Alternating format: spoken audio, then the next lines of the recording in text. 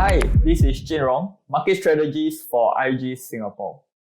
The holiday shortened week in the US has seen global equity markets drift higher amid lighter trade volume as the Nasdaq touched its highest level since January 2022 on its fourth straight week of gains.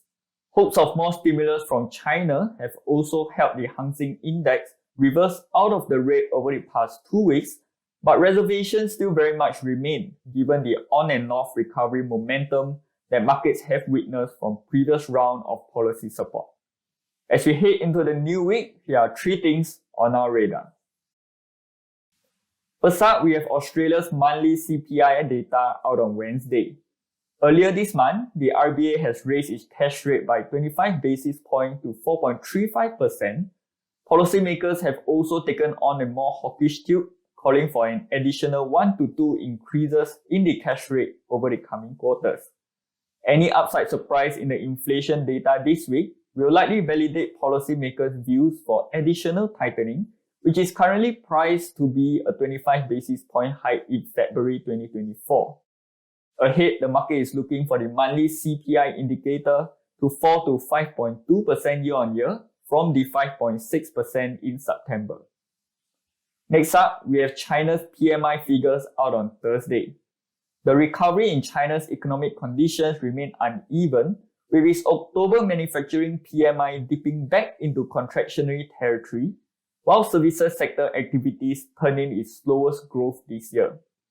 Ahead, expectations are for China's manufacturing PMI to improve slightly to 50 from previous 49.5, while non-manufacturing PMI is expected to improve to 51.5 from previous 50.6. Still weak data may see authorities laying more options of policy support on the table, while markets continue to seek for the conviction for a sustained recovery in the world's second largest economy. Lastly, we have US core PCE price data out on Thursday as well.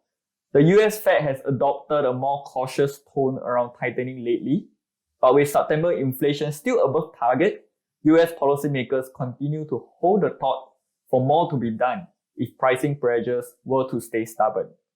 The upcoming PCE price data, which is the Fed-favored inflation metric, will help to clarify the extent to which the disinflation process is continuing. It will also be on watch to provide validation for market pricing of rate cuts as early as June 2024.